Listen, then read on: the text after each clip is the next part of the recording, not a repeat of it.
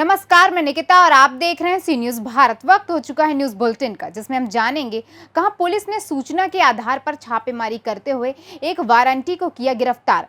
कहां आजम भगत सिंह की प्रतिमा तोड़े जाने के खिलाफ भाकपा माले कार्यकर्ताओं ने आक्रोश मार्च निकालकर प्रधानमंत्री मोदी का पुतला दहन किया। और इसके साथ ही जानेंगे कहां पर छुआछूत में एक छात्र की हत्या के मामले को लेकर बीएसपी ने किया प्रदर्शन। ऐसी तमाम खबरों पर विस्तार से करते हैं चर्चा। Private school and children welfare association और बाल कल्याण शिक्षा संस्थान जिला इकाई औरंगाबाद की एक आवश्यक बैठक जिला कार्यालय औरंगाबाद में संपन्न हुई। बैठक की अध्यक्षता जिला संघ के अध्यक्ष हरीश प्रसाद सिन्हा तथा संचालन आरडी पब्लिक स्कूल के डायरेक्टर देव कुमार ने किया। बैठक में जिले के विभिन्न प्रखंड से संघ के अध्यक्ष, सचिव, कोषाध्यक्ष के साथ साथ कार्यकारिणी समिति के सदस्य उपस्थित हुए, जिन्हें जिला अध्यक्ष और जिला सचिव सत्येंद्र नारायण सिंह के द्वारा सम्मानित किया गया। बैठक में कई महत्वपूर्ण बिंदुओं पर विचार विमर्श किया गया। नमस्कार, स्वागत है। आप देख रहे हैं सी न्यूज भारत और मैं हूं रमाकांत सिंह।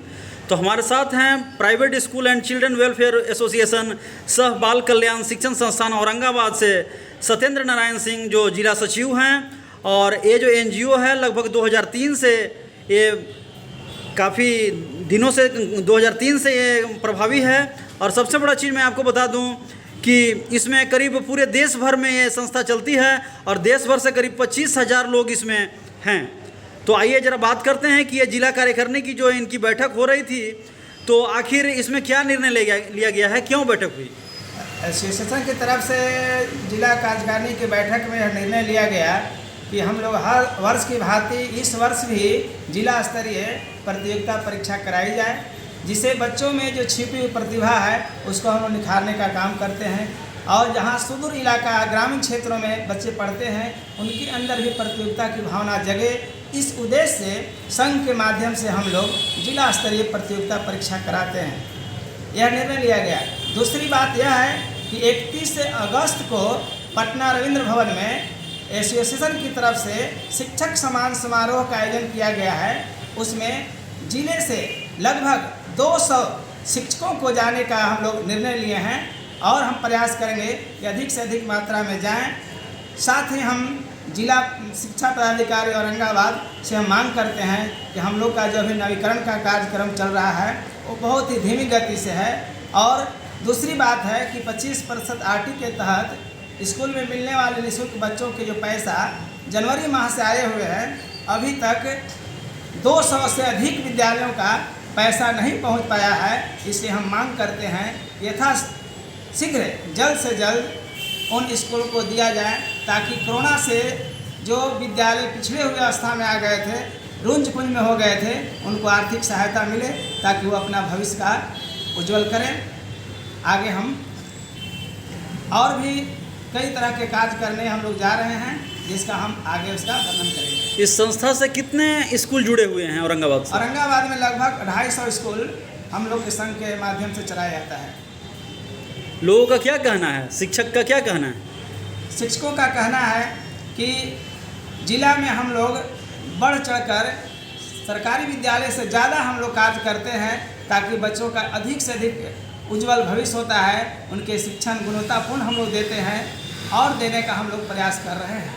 बैठक में क्या मांग है आप लोगों का, खास क्या मांग? पहली बात तो हम लोग जिला स्तरीय प्रतियोगिता परीक्षा पर विशेष। औरंगाबाद से सी न्यूज संवाददाता रमाकांत सिंह की रिपोर्ट।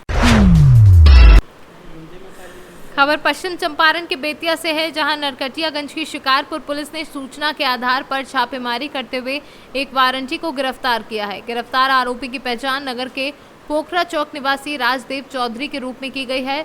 वहीं दूसरी ओर पुलिस ने दहेज उत्पीड़न व मारपीट मामले में आरोपित पति को गिरफ्तार किया है। बेतिया से सी न्यूज संवाददाता विनोद कुमार की रिपोर्ट। खबर पश्चिम चंपारण के बेतिया से है, जहां नरकटियागंज में पूर्वी चंपारण के घोड़ा सहन बाजार में स्थित देश के महान नायक शहीद आजम भगत सिंह की प्रतिमा तोड़े जाने के खिलाफ भाकपा माले कार्यकर्ताओं ने आक्रोश मार्च निकालकर प्रधानमंत्री मोदी का पुतला दहन किया। जहां माले नेता यासिर अरफात ने कहा कि कभी संविधान निर्माता बाबा साहब भीमराव अंबेडकर की प्रतिमा को, कभी गांधी का और अब शहीद आजम का प्रतिमा को तोड़ना साफ करता है कि देश की आज़ादी में माफी वीर के भूमिका में रहे संधि ताकतें आज देश को तोड़ने की लगातार कोशिश कर रही हैं, जिसका जिंदा मिसाल कल भगत सिंह की प्रतिमा को तोड़कर भारतीय इतिहास को मिटाना है, जो कि देश के लोकतंत्र संविधान के साथ भारतीय संस्कृति के मुंह पर तमाचा है। आज पुतला दहन किया जा रहा है, क्यों किया जा रहा है, इसको लेकर क्या कहिएगा? हाँ, आज जो है पुतला दहन किया जा रहा है। आज एक घोड़ा सहन में भगत सिंह का प्रतिमा जो है तोड़ दिया गया है। इसके पहले जो है अम्बेडकर की प्रतिमा को तोड़ा गया है। तो ये देश में जो है देश के जो नायक हैं, देश के लिए जो कुर्बानी दिए हैं, आज उनके प्रतिमा को तोड़ा जा रहा है। इसके खिलाफ आज हम लोग सड़क पर उतरे हैं और मांग कर रहे हैं जो प्रतिमा जो तोड़ा गया है वो जो है स्थानीय वहाँ का जो विधायक है पवन जायसवाल, उनकी भूमिका की जांच हो और जांच कर जो दोषी हैं उनको गिरफ्तार किया जाए। और हम लोग आज प्रतिरोध मार्च से हम लोग मांग कर रहे हैं कि भगत सिंह शहीद आजम भगत सिंह की प्रतिमा अविलंब वहाँ लगाया जाए और शहीदों के अपमान पर जो है पूरी तरह रोक लगे। और जो लोग ऐसे हरकत कर रहे हैं जो खुलकर सामने आ रहा है, ये जांच का विषय है और जांच कर उचित कानूनी कार्रवाई किया जाए, यही हम लोगों का मांग है। हम केदारराम भाकपा माली नरकड़िया। बेतिया से सी न्यूज संवाददाता विनोद कुमार की रिपोर्ट। महोबा के कलेक्ट्रेट में बहुजन समाज पार्टी द्वारा प्रदर्शन करते हुए राजस्थान में अनुसूचित जाति के किशोर के साथ घड़े से पानी पीने के कारण मारपीट कर हत्या किए जाने के मामले में प्रदर्शन किया गया। बीएसपी कार्यकर्ताओं ने प्रदर्शन करते हुए सरकार के खिलाफ नारेबाजी की। वहीं आरोप लगाया कि भाजपा और कांग्रेस शासित राज्यों में अपराध और छुआछूत जैसे मामले लगातार बढ़ रहे हैं और अनुसूचित जाति मुस्लिम समाज को लगातार प्रताड़ित किया जा रहा है, जिसको लेकर बहुजन समाज पार्टी ने जिलाधिकारी के माध्यम से राष्ट्रपति को एक ज्ञापन भी भेजा है।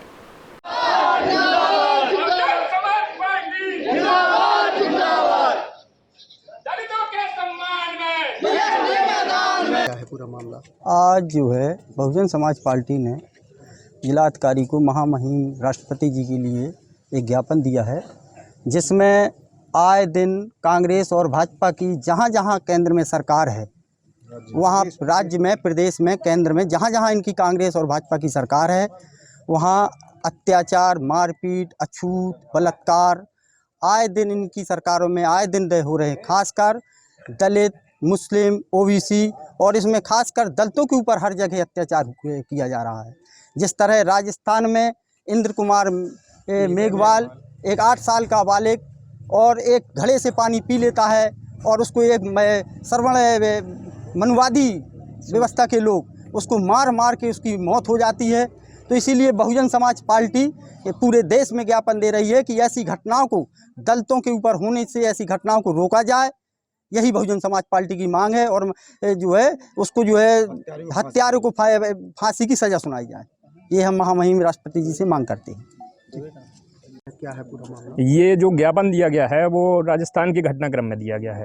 राजस्थान में एक मासूम अबोध बच्चे की जिस तरीके से नृशंस हत्या की गई है और उसका कोई ऐसा खास वजह नहीं थी। एक घड़े से पानी पीना सभी के लिए होता है।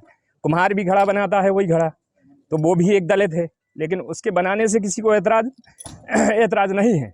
लेकिन उस बच्चे ने जैसे ही पानी पिया, एक सवर्ण द्वारा उसकी हत्या कर दी है। उसी के संबंध में आज कलेक्टर महोदय को ज्ञापन दिया गया है महामहिम राष्ट्रपति के सम्मान से। महोबा से सीनू संवाददाता राहुल कश्यप की रिपोर्ट। ग्राम पंचायत वार्ड क्रमांक 17 के खेड़ा बकानी सड़क मार्ग पर वर्षों पूर्व निर्मित पुलिया पर पानी आने से ग्रामवासियों का आवागमन बाधित हो रहा है। ग्राम पंचायत बकानी का वार्ड होने के उपरांत भी इस समस्या को निजात नहीं मिल पाई है। ग्रामवासी गांव में आने जाने से परेशान हैं और कई घंटों तक इंतजार करने के उपरांत पानी की निकासी होने पर ही अपने घर पहुंचना पड़ता है। मैं ward 5 Bakani Khera ward number 16 से मैंने सरपंच साहब को अवगत करवाया है, नरेंद्र नागर जी विधायक साहब को अवगत करवाया है। इसके बाद भी प्रशासन ने किसी गांव वाले की मेरी समस्या का समाधान नहीं किया। गांव वालों को आने जाने में आपत्ति आ रही है। राजस्थान से सीनू संवाददाता रमेश चंद शर्मा की रिपोर्ट। औरैया अजीतमल तहसील में तैनात प्राइवेट कर्मचारियों के द्वारा किए जा रहे भ्रष्टाचार के खिलाफ बार एसोसिएशन अजीतमल ने मोर्चा खोला है। वहीं बार एसोसिएशन अजीतमल के अध्यक्ष विष्णु दयाल ने तहसील प्रशासन पर आरोप लगाते हुए कहा कि अजीतमल तहसील में तैनात प्राइवेट कर्मचारियों के द्वारा भ्रष्टाचार किया जा रहा है। प्रशासन ने कई बार शिकायत करने के बाद भी अब तक कोई कार्यवाही नहीं की है। अध्यक्ष जी, जो आपकी हड़ताल की है, क्या है पूरा मामला? ये है जो प्राइवेट कर्मचारी बैठे हुए हैं, ये धनुवाई करते हैं, इनको हटाया जाए और मुकदमे का 6 महीना तक निस्तारण नहीं होता है।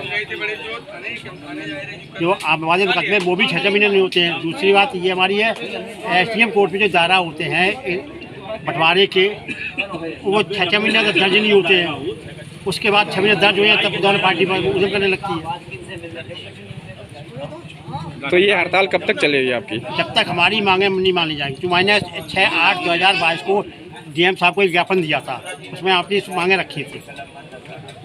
उसमें मांग है, मुख्य मांग है ये प्राइवेट कर्मचारी हटाए जाए। दूसरी मांग है कि जो हमारे SDM महोदय के यहाँ हमारे मुकदमा दायरा है वो तुरंत दर्ज किए जाए। अविवादित मुकदमे दर्ज करके तुरंत उनका निस्तारण किया जाए। मंत्री महोदय, जो हड़ताल ये की है वो क्या है पूरा मामला? इसका मतलब ये है कि कई बार यहाँ के SDM साहब को, तहसीलदार साहब को अवगत करा दिया गया है कि काम होता नहीं है और कई फाइलें ऐसी हैं जो अविवादित हैं, जो दायरा उनके भी पड़े हुए हैं, दायरा नहीं हो रहे हैं। बैनामा होने के बाद पार्टी पूछने लगती है कि 2 महीने हो गए, 3 महीने हो गए, हमारा दाखिल खारिज नहीं हुआ। जब वहाँ दायरा नहीं हुआ है तो वहाँ फाइल जमा नहीं हो पाती है और जब जमा करने के बाद फाइल रखी रहती है और फाइल को भी करते भी नहीं है। और कई बार कहने पर कि हमारा दाखिल खारिज हो गया कि नहीं हो गया, कि हो जाएगा, ये कोई तरीका नहीं है। एक बार शिकायत की जाती है, 2 बार की जाती है, कितने बार अधिकारी से कहें? अधिकारी को ये सोचना चाहिए कि हम कम से कम वकील लोग एक बार कह दिया, बता दिया पूरी मामले की समस्या क्या है। और जो प्राइवेट बैठे हैं, ये प्राइवेट स्वयं क्लाइंटों से मिल रहे हैं और मिल करके ये वो कर रहे हैं कि हम तुम्हारा काम डायरेक्ट करा देंगे। अगर जब डायरेक्ट तहसील चलने लगेगी तो हम अधिवक्ताओं की यहाँ क्या आवश्यकता है? तो कुल ऐसी समस्याएं हैं। अवगत तहसीलदार साहब को करा दिया, SDM साहब को भी करा दिया, लेकिन अभी तक उस पर कोई सही अमल नहीं लिया गया है, जिससे हम लोग बहुत तंग हैं। क्योंकि क्लाइंट हम लोगों को परेशान कर रहे हैं बस्ता पे आकर के। जिस चीज़ की रजिस्ट्री हो रही है, जिस चीज़ का बैनामा हो रहा है, उसका दाखिल खारिज क्यों नहीं कर रहे?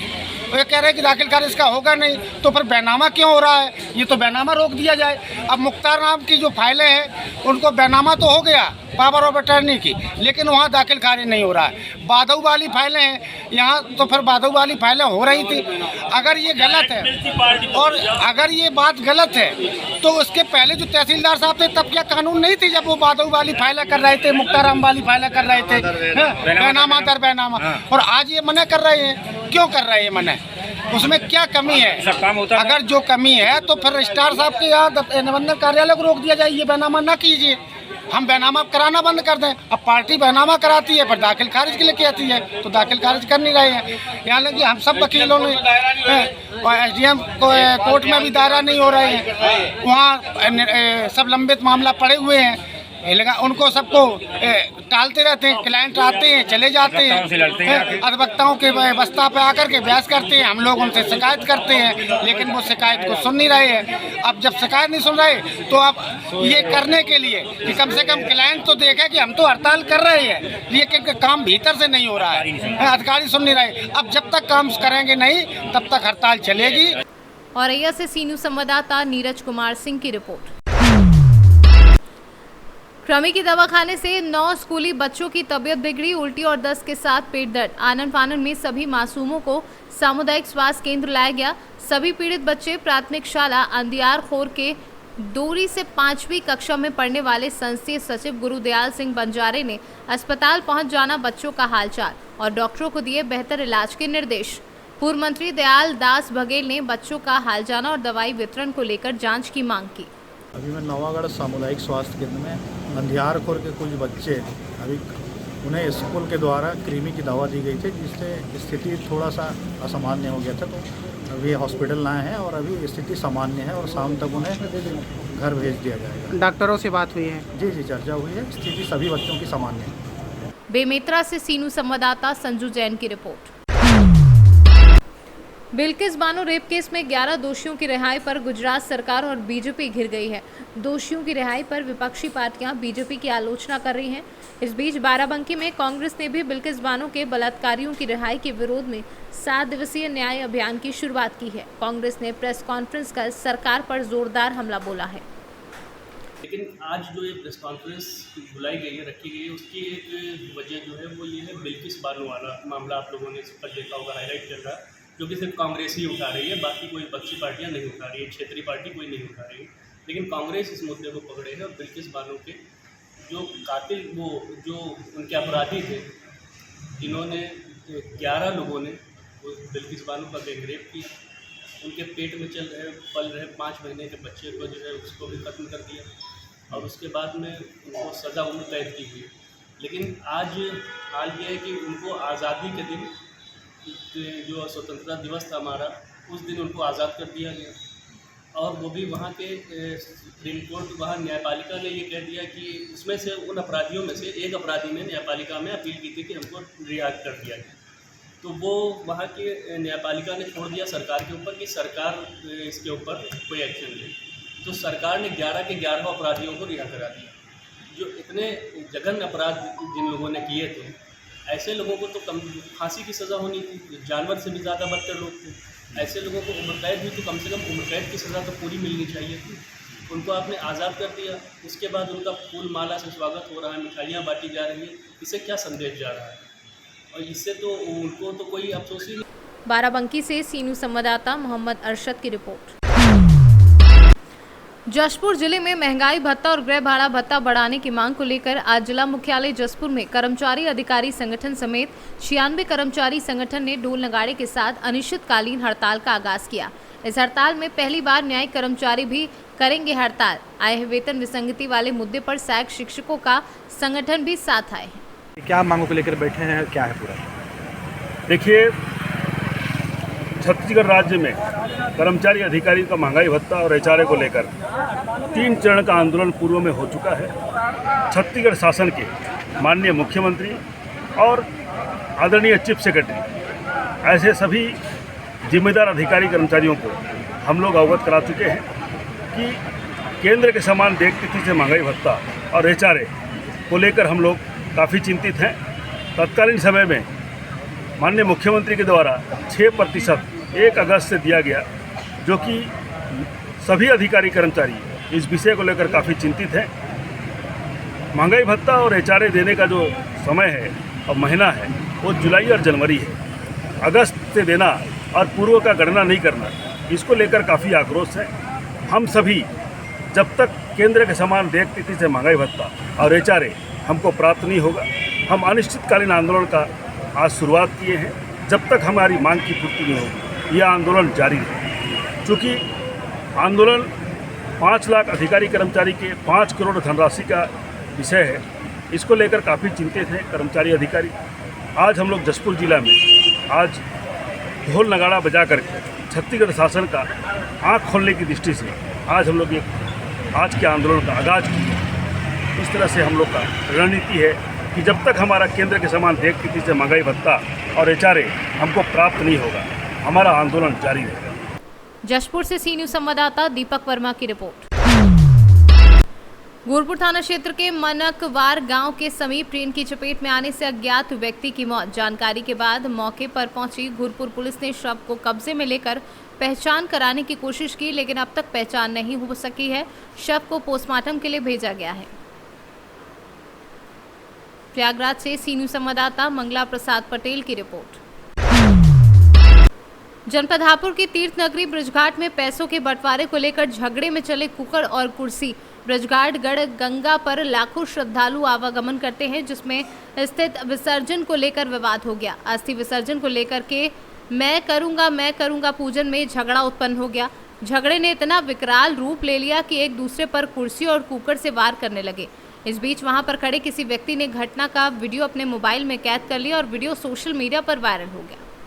हापुड़ से सी न्यूज़ संवाददाता कपिल की रिपोर्ट। जनपद हापुड़ के थाना बाबूगढ़ कोतवाली क्षेत्र के अंतर्गत राष्ट्रीय राजमार्ग 9 पर स्थित एक पेट्रोल पंप पर रविवार की रात करीब 2:30 बजे डीजल लेने पहुंचे कार सवारों पर पैसे दिए बिना ही भागने का आरोप है। पंप के संचालक का कहना है कि वह जल्द ही मामले में पुलिस कार्यवाही के लिए तहरीर देंगे और घटना से जुड़ा सीसीटीवी सामने आया है। मेरा नाम कुमार आकाश भाटी, मैं महिंद्रा जी मोटर्स का मैनेजर हूँ। कल रात 2:30 बजे करीब एक स्विफ्ट गाड़ी हमारे पेट्रोल पंप पे आई। उसने बोला कि डीजल फुल करने के लिए, तो सेल्समैन ने नोजल लगा दिया फुल करने के लिए उनकी गाड़ी में डीजल। फिर क्या हुआ, उन्होंने हमसे सेल्समैन से स्कैनर मांगा पेमेंट के लिए और उन्होंने स्कैन किया। जैसे ही गाड़ी का तेल फुल हो गया था, नोजल सेल्समैन ने रख दिया। उसके बाद उन्होंने बिना ढक्कन, वो सेल्समैन लगा ही रहा था, इतने ही वो बिना पेमेंट करे गाड़ी लेके भाग गए। हापुड़ से सी न्यूज़ संवाददाता सचिन सागर की रिपोर्ट।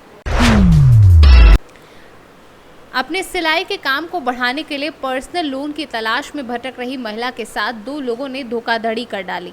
उन्होंने पर्सनल लोन का कहकर कार फाइनेंस करवा दी। जब महिला के पास बैंक से नोटिस आया तब उसे धोखाधड़ी का पता चला। इसके बाद उसने पुलिस को पूरे मामले की शिकायत दर्ज कर दोनों आरोपियों को गिरफ्तार कर लिया है। देखिए, इसमें एक मनीषा करके महिला है, वो यहाँ पर फिरोज गांधी नगर में रहती हैं और सिलाई मशीन पर कपड़े सिलकर और बाज़ार में बेचने का इनका काम है, वो काम करती हैं। इनको अपने कार्य विस्तार के लिए कुछ मशीनों की आवश्यकता थी, तो इन्हें पर्सनल लोन चाहिए था। तो पिछले साल सितंबर के महीने में इनकी विनोद यादव से मुलाकात हुई और इन्होंने जब अपना पर्सनल लोन का जिक्र किया तो उसने इनको आश्वस्त किया कि मैं पर्सनल लोन दिला सकता हूँ आपको। तो उसी कंसर्न में विनोद यादव ने सुमित शर्मा करके एक और बंदा है, उससे मिलवाया। ये दोनों लोग इसके घर पर आए। घर पे आने के बाद में इससे इसके डॉक्यूमेंट्स वगैरह मांगे और डॉक्यूमेंट्स ले जाने के बाद इस महिला को विश्वास दिलाया कि हम तुमको पर्सनल लोन करा देंगे। इसके बाद ये लोग इसको एक डेस्टोन के शोरूम पर गीता भवन लेकर गए, वहाँ बुलाया कि तुम्हारा लोन प्रोसेस यहाँ चल रहा है। उसी समय महिला के एक कार के साथ में फ़ोटो खिंचाए, जिस पर महिला ने थोड़ा सा ऑब्जेक्शन भी किया कि इस कार के साथ मेरे फ़ोटो क्यों। तो उन्होंने कहा ये प्रोसेस की बात है और आपका लोन सेंक्शन हो जाएगा, आप निश्चिंत रहें। महिला को इन्होंने बाद में 40,000 रुपये नकद और अलग अलग किस्तों में 20,000 रुपये इसके अकाउंट में दिए। महिला जो है को बताया गया कि 60,000 रुपये उसका लोन सेंक्शन हुआ है और उसके बदले उसे 75,000 रुपये जो है 7,500 रुपये प्रति माह की दर से और रिटर्न करना है। तो महिला हर महीने किस्त उसकी जाती रही, कटती रही, आश्वस्त हो गई कि मेरा लोन सेंक्शन हो गया। फाइनली इसको जब एक नोटिस आया शोरूम से कि आपके नाम पर जो कार फाइनेंस हुई है उस कार को आपने रजिस्टर्ड नहीं कराया है, तो इसने आरोपियों से पूछा कि मैंने तो कार का लोन लिया ही नहीं है। तो उन्होंने कहा ये प्रोसेस की बात है, वो कार के बदले अपन ने पर्सनल लोन कर लिया है और हम मैनेज कर लेंगे। ये 3-4 महीने से पिछले ये महिला को मैनेज करने में लगे हुए थे, बट चूँकि ये महिला के नाम पर कार लोन करवा दिए थे, कार फाइनेंस करवा दिए थे और कार महिला को ज़रूरत भी नहीं थी और उस तक पहुँची भी नहीं। इस कारण से महिला थाने पर आई और हम लोगों को बताया उसने। तो महिला की रिपोर्ट पर हमने विनोद यादव और सुमित शर्मा के विरुद्ध मामला पंजीबद्ध कर लिया है और उसमें इन्वेस्टिगेशन किया जा रहा है। जी, आरोपियों की गिरफ्तारी हो गई है और इसमें आगे की विवेचना जारी है। इंदौर से सी न्यूज़ संवाददाता सुरेश बैरागी की रिपोर्ट। समाजवादी पार्टी के वरिष्ठ नेता मोहम्मद आजम खान पर गवाहों को धमकाने के मामले में रामपुर के 2 अलग अलग थानों में दर्ज हुई रिपोर्ट के बाद अब उनके वकील पर भी गवाह को धमकाने की एफआईआर दर्ज हुई है। वकील के खिलाफ रिपोर्ट दर्ज कराने पर रामपुर के वकील भड़क उठे और धरना प्रदर्शन किया। पुलिस अधीक्षक रामपुर के जांच कराए जाने के आश्वासन के बाद वकीलों ने धरना स्थगित कर दिया। अब पुलिस जांच के बाद ही पता चलेगा कि मामले की सच्चाई क्या है। एक व्यक्ति ने दरखास्त दिया कि मेरी गवाही मेरे भाई की थी, मैं गया था, अलोता का नाम लेके उसने एप्लीकेशन दिया कि उन्होंने मुझे बाहर कर दिया, धमकाया, और उसकी शिकायत है, उसको दर्ज किया गया है और उसको वेरीफाई किया जाएगा। वकीलों का प्रतिनिधिमंडल मेरे पास आया था, मैंने उनको आश्वस्त किया है कि हम पूरी इंक्वायरी करेंगे, उनके पास जो साक्ष्य वो भी दे सकते हैं। अदरवाइज़ मेरी ड्यूटी बनती है, मैं पूरा साक्ष्य इकट्ठा करूँगा। अगर वो दोषी होंगे तो कार्रवाई होगी, निर्दोष होंगे तो कार्रवाई बिल्कुल नहीं होगी। लेकिन अभी ये इसका इन्वेस्टिगेशन करना पड़ेगा, ये मैंने बताया है उनको। तो लोग सेटिस्फाइड थे, उनको भरोसा है पुलिस पे, इतनी अच्छी बात है कम से कम। तो हम इस भरोसे को कायम रखेंगे और निष्पक्षता से कार्रवाई करेंगे। सर, अभी जो अधिवक्ताओं का ये कहना है कि ये सिर्फ इस वजह से हो रहा है कि हम आजम खान के अधिवक्ता हैं, इस पर मैं कोई कमेंट नहीं करूँगा। आप मीडिया वाले हो, आप जाके खुले समाज में देखो कि गवाहों की क्या पोजीशन है, आदरणीय आजम खान की क्या पोजीशन है। आप इस शहर के बासिंदा हो, आप उसे बेहतर जानते हो। मैं चाहता हूं कि निष्पक्षता से, मैं तो ये कहूँगा कि आप गोपनीय जानकारी करो ना, उनका लिस्टिंग करके देख लो, वो प्रायोजित हैं, मोटिवेटेड हैं, कहीं से लाभान्वित हो रहे हैं या उनकी जेन्युइन प्रॉब्लम है, इसको आप खुद देख लो। और मेरा आग्रह है कि अगर जेन्युइन प्रॉब्लम हो तो सच्चाई जनता के सामने लाई है। इतना सा मेरा कहना है। पूरी बात यह है कि मैं मोहम्मद आज़म खान साहब के मुकदमों में वकील हूँ। 18/8/2022 को एक मुकदमा MPMLA कोर्ट में लगा हुआ था, क्राइम नंबर 556/19, जिसमें वादी अबरार की गवाही होनी थी। वादी अबरार की गवाही चल रही थी 2:15 बजे से 5 बजे तक, जिरह चलती रही। मैं कोर्ट रूम के अंदर मौजूद था वरिष्ठ अधिवक्ता श्री वीरेंद्र शर्मा जी के साथ, और लगातार गवाह से जिरह चलती रही। गवाह से जिरह पूरी ना होने की वजह से अगली तारीख के लिए स्थगित की गई। कल मुझे कुछ साथियों से पता चला कि आपके खिलाफ़ कोई FIR दर्ज हुई है। बाद में एक पत्रकार साथी ने बताया और FIR की कॉपी मुझे भेजी, तब मुझे पूरी जानकारी हुई कि जो उस मुकदमे का वादी है अबरार, उसका भाई है इकरार, उसने ये कहते हुए FIR दर्ज कराई है कि MPMLA कोर्ट के बाहर गैलरी में नासिर सुल्तान वकील और उनके साथियों ने मुझे गंदी गंदी गालियां दी हैं और धमकाकर कहा कि यहाँ से भाग जा। ये FIR की मुझे जानकारी हुई। आज वकील सारे बैठे थे धरने पर, क्या पूरा आज कप्तान से मिले, क्या हुआ? कप्तान साहब से हम अपने बार के माननीय अध्यक्ष महोदय के नेतृत्व में सारे वकील इकट्ठा हुए थे, धरने पर भी बैठे थे, और हमारे संगठन के सभी पदाधिकारियों ने SP महोदय से वार्ता की है और उन्होंने आश्वासन दिया है कि 3 दिन के अंदर इस मामले की जांच करा के, अगर उसमें CCTV कैमरे की में कोई फुटेज ऐसी नहीं है तो मामले को एक्सपंज कर देंगे। और मैं बड़े विश्वास के साथ कहता हूं कि CCTV कैमरे में कोई फुटेज नहीं, क्योंकि कोई बात ही नहीं हुई है मेरी। घटना 3 बजे की दिखाई गई है और मैं 2:15 से 5 बजे तक कोर्ट रूम के अंदर। रामपुर से सीनू संवाददाता साजिद खान की रिपोर्ट। संभल से इस वक्त की बड़ी खबर आ रही है, जहां घर में लगे हैंडपंप को ठीक करवाते समय हैंडपंप की सरिया छत के ऊपर से गुजर रही 11,000 हाई टेंशन से छूट जाने पर करंट से झुलसकर 2 लोगों की मौत हो गई, जबकि एक अन्य व्यक्ति गंभीर रूप से घायल हो गया, जिसका इलाज चल रहा है। वहीं सूचना पर पहुंची पुलिस ने मामले की जांच शुरू कर दी है। हेलो करवा रहे साहब, पानी पत्ते हुए बच्चे परेशान। हेलो बाती का सरिया जो है 11,000 की लगी। कितने लोग झुलसे हैं? 3। कितने की मृत्यु हो गई है? 2 की। क्या क्या नाम है उनके? अनूप सिंह है, शराबत के पिताजी। शराबत के पिताजी कहाँ के रहने वाले हैं? कैली के। ये क्या कर रहे थे? मजदूरी पे, मतलब मेरा नालू है। और जो झुलसा है उसका क्या नाम है? जी, जो झुलसा है, जो घायल हुआ है? घायल जो हुआ है उसका नाम जयप्रकाश है। वो कौन है? मेरा बेटा। 3 लोग झुलसे हैं। संभल से सीनू संवाददाता जगतपाल सिंह की रिपोर्ट। देर से आना जल्दी जाना साहब, ये ठीक नहीं है। ये कहावत तरबगंज शिक्षा क्षेत्र के बनगांव में खुले प्राथमिक विद्यालय पर सटीक बैठती है। हो भी क्यों ना, गुरुजी केवल 1 घंटे के लिए स्कूल खोलते हैं। ना आने का समय निर्धारित है और ना ही जाने का समय, जिससे बच्चों का भविष्य अधर में लटका है और ग्रामीण परेशान है। बताते चले कि तरबगंज शिक्षा क्षेत्र के ग्राम पंचायत बनगांव के मजरा कंचनपुर में खुला प्राथमिक विद्यालय अपनी किस्मत पर रो रहा है। यहाँ तैनात गुरुजी को घर पर काम ज़्यादा रहता है, जिससे टाइम से स्कूल पहुँच ही नहीं पाते। अगर स्कूल पहुँच भी गए तो घर जाने की जल्दी रहती है, क्योंकि घर में अकेले हैं, पूरा घर देखना पड़ता है, टाइम नहीं मिल पाता। इसलिए गुरुजी बच्चों को छुट्टी देकर जल्दी चले जाते हैं। कारण घर दूर है, लगभग 20 किलोमीटर फैजाबाद के देवा हॉस्पिटल के पास, इसलिए गुरुजी परेशान हैं। इन्हें पढ़ाई से ज़्यादा घर की चिंता है, क्योंकि सैलरी भी कम है, यही कोई 50 से 60 हज़ार के बीच में है, इसलिए जल्दी रहती है। करे क्या, स्कूल में भी बोर होते रहते हैं। हाँ साहब, ये कोई नई कहानी नहीं है, ये हकीकत है।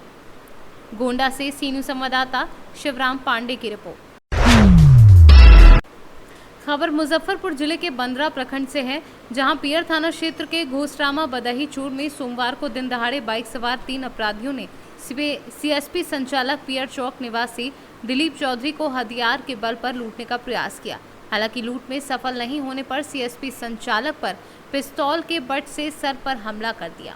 सीएसपी संचालक दिलीप चौधरी ने बताया कि वो नित्य की भांति पैसे के लेकर बंदरा से पियर आ रहे थे। इसी के दौरान बदही चूड़ में ब्लू कलर अपाचे सवार हथियार से लैस 3 नवयुवक अपराधी मोटरसाइकिल रोककर लूटने का प्रयास किया। 1 राउंड गोली चलाई जिससे बाल बाल बच गए और अपराधी से भिड़ गए। हल्ला करने पर आसपास के लोग जुटे, दौड़ाकर 2 अपराधी को पकड़ लिया। उसके पास से एक पिस्तौल, एक गोली के साथ बरामद किया है। घटना की सूचना पर पियर थाना समेत आसपास के कई थानों के पुलिस बल मौके पर पहुंचे। हम बंदरा से आ रहे थे। हाँ। रास्ते में थे, देखे कि इधर से जा रहे थे तो था ही तीनों वहीं थे, हमको नहीं लगा कि वही है। हाँ। इधर से अपना काम करके आ रहे थे, जब गोतरमा चौड़ में उतरे हाँ। कि देखे कि तीनों आया, तीनों फटाफट निकाल दिया, उसके पिस्टल के साथ था। हाँ। मेरा पैसा भी पहले छीन लिया। छीनने के बाद इतने आवर में हम क्या किए कि उसका गाड़ी का हम चाबी निकाल लिए। तीनों से फिर हम बगल में खेत था, उसमें हम लड़े भी, आधा घंटा से ऊपर लड़े अकेले। ऐसे बीच में हल्ला भी, आवाज़ भी दे रहे थे कि अगल बगल का लोग, कुछ दूर पर घर था, आ जाएगा पास में। चलाया गोली तब छिप गया इसलिए बच गए, नहीं तो हम तो लगा के वो गया। अच्छा। और उसके बाद वो पैसा जो छीन लिया, फिर दोबारा फिर हम सोचे कि जब गोली लगता है तो हम यहीं पर हमको लगता है कि हो गया, लेकिन लगा कि नहीं, गोली नहीं लगा है, शायद फूट फाट गया होगा। तो फिर दोबारा उससे फिर तीनों से लड़ने के, फिर तीनों से फिर पैसा भी हम छीने लड़ने, आधा घंटा के आसपास तो हम लड़े हैं खेत में तीनों से अकेले। फिर सोचे कि किसी तरह एक को पकड़े, लेकिन इसी में अगल बगल के लोग जा रहे थे, लेकिन कोई रुकना नहीं चाह रहे थे। आवाज़ भी जान पहचान का भी था, लेकिन वो भी नहीं रुके पिस्टल के डर से। तो भागने के क्रम में एक घोसरमा का था, जा रहे थे तो पति पत्नी, तो उसका वो मोटरसाइकिल का चाबी छीनना चाहे कि भागे हम, लेकिन वो नहीं हो पाया, इतने में भागा। इतने में मित्र वो आ गए, वो कहे कि नहीं लग गया तो चलो, तब सोचे कि चलिए देते, कोई चीज़ नहीं। क्या गोली लगा कि नहीं लगा? नहीं। कितने की संख्या में था? 3 का था। बाइक से था? तीनों अपाची से था। और तीनों के पास हथियार था? तीनों के पास। अच्छा, जान पहचान कोई किसी को उसमें से पहचानते हैं? पहचानते नहीं हैं। अच्छा, नहीं पहचान, किसी को नहीं पहचानते। क्या नाम है आपका? नाम दिलीप कुमार। कब की घटना है? अभी जस्ट 1-2 घंटा पहले, 1 घंटा हुआ होगा, 4 बजे, मतलब 4 सवा 4 के आसपास। पियर थाना अंतर्गत एक व्यक्ति को बाइक में चलते हुए एक व्यक्ति को गोली मारने का प्रयास किया गया है। हर बिंदु पर हम लोग इन्वेस्टिगेट कर रहे हैं। 2 लोगों को अभी तक जो जानकारी मिल रही है हम लोग को, 2 व्यक्ति हैं जो तथाकथित आरोपी हैं, पब्लिक के द्वारा उनको पकड़ा गया है, उनकी पिटाई की गई है। आगे हम लोग हर बिंदु पर इन्वेस्टिगेशन कर रहे हैं। सर, जिसको गोली मारने का प्रयास किया गया वो कौन है, उसके बारे में कुछ पता चला? जैसा कि मैंने बताया जी, बिल्कुल हम लोग इन्वेस्टिगेट कर रहे हैं, हम लोग जानकारी इकट्ठा कर रहे हैं। जस्ट ये घटना घटित हुई ही है, हर बिंदु पर हम लोग छानबीन कर रहे हैं और उसके बाद ही हम लोग एक्चुअली हर बिंदु पर बात कर पाएंगे। ठीक है सर। मुजफ्फरपुर से सी न्यूज़ संवाददाता गंधीर कुमार झा की रिपोर्ट। फिलहाल के लिए इस न्यूज़ बुलेटिन में बस इतना ही। देश और दुनिया की तमाम खबरों के लिए देखते रहिए सी न्यूज़ भारत।